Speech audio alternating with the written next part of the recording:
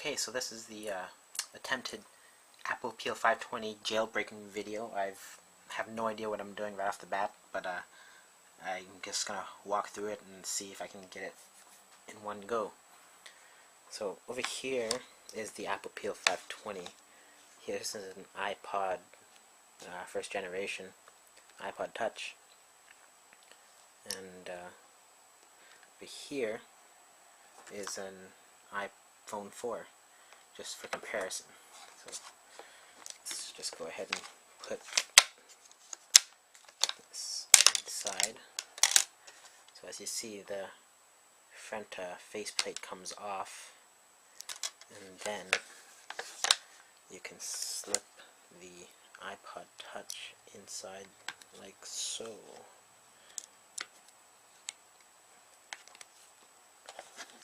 Seems to go in pretty snug. And then this should snap on.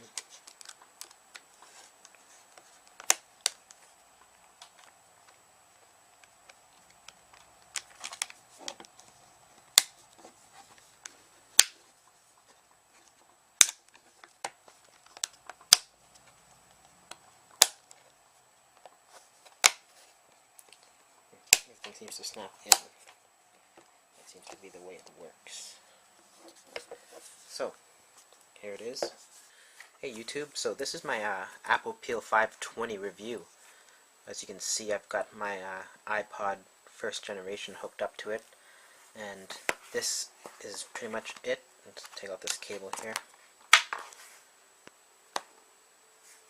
As you can see, it's quite thick, especially when compared to something like an iPhone 4 here,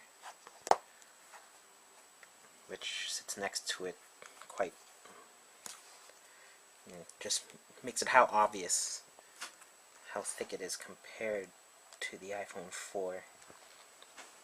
But it's not that bad of a size when you have it in your hands. As you can see, it just holds my palm. I mean, if you saw me holding on to this on the train or something, you wouldn't really turn your head at how big it is. But it is pretty thick though when you compare it to other phones in the Apple family. So let's just move that aside here. So looking at it right here, it looks pretty quality. It actually looks like a protective case when you think about it. And when I got it in the mail, it came with a nice packaging and everything. This is the box it came in. It's pretty decent quality. It came with a manual, warranty, new battery, and the Apple Peel 520 itself. Fortunately, it doesn't have its own cable, and there are some known issues about the Apple Peel 520 not charging properly over here with the standard 32-pin cable that Apple ships with everything that goes on the iPhone as well. There's issues with the 1G cable possibly not charging it. I'm not sure if that's 100% true. I don't have one to test right now. I just have an iPhone 4 cable. But apparently the 1G iPod Touch, and if that's all you have, you might have to order an extra cable for it. So just one last look at comparing it next to an iPhone 4. You might be wondering why I got one, seeing as I replaced my iPod Touch with the iPhone 4.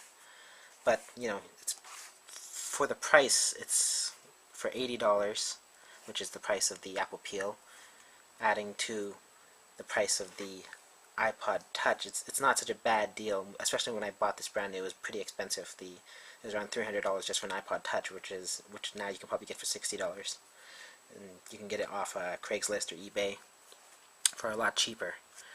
So the setup is pretty nice. Physically, you can open up the back, as you can see. Yeah, let's see this. I'll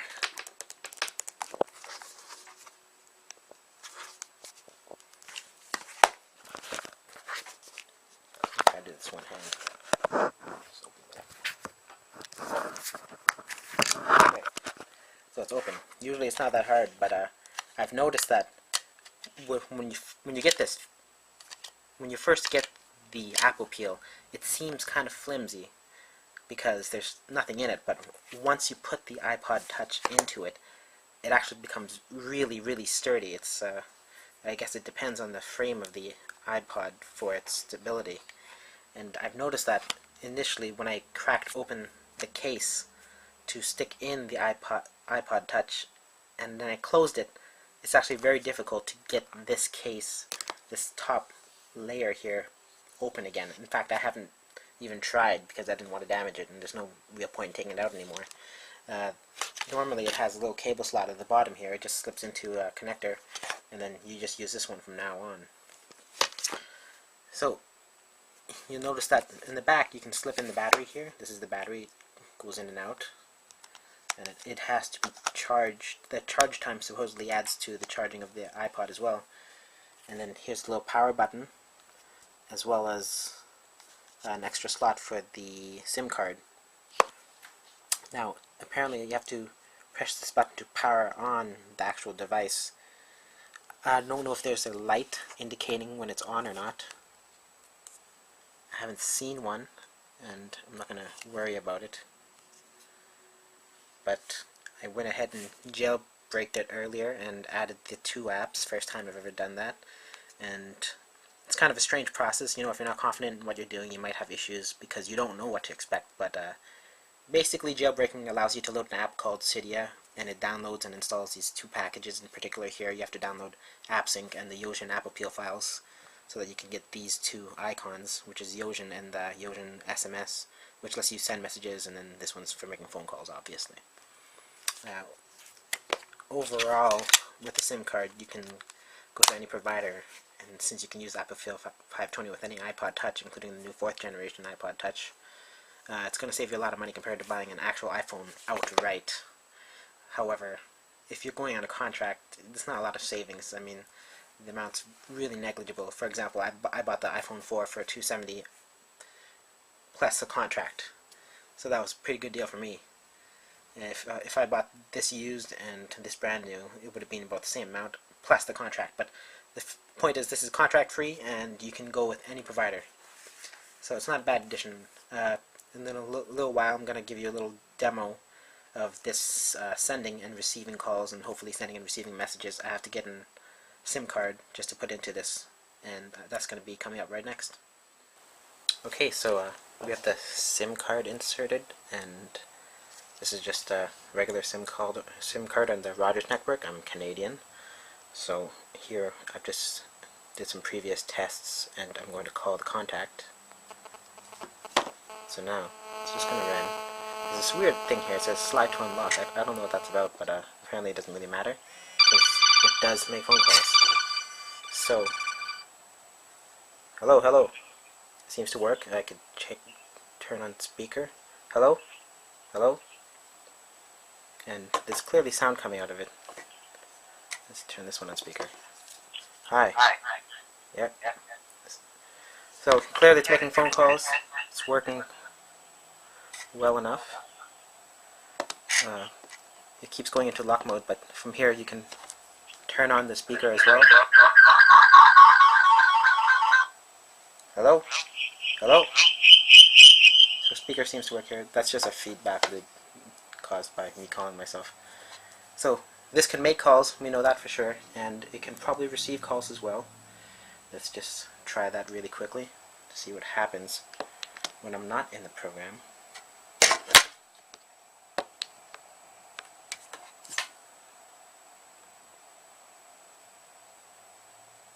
Just make a call to him.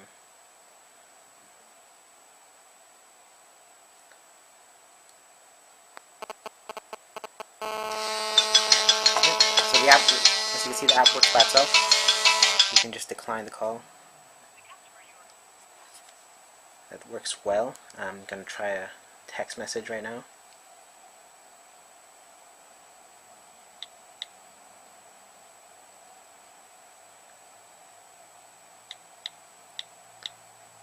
Just to show how it works.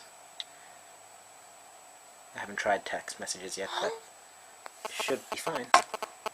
So just send a text message. Yep. And it's got, shows fine right here, see? It's a text message from me. and it appears to be in Chinese. So I don't know what that's about, but apparently text messages don't work. So let's try it in reverse, because that does not make any sense.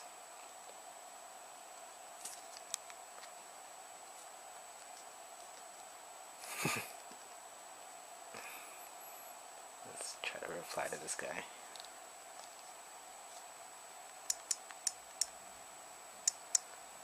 Test. I accidentally wrote teat.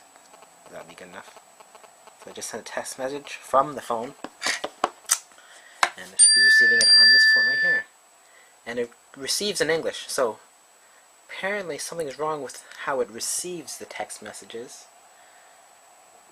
It appears to get the text messages in Chinese.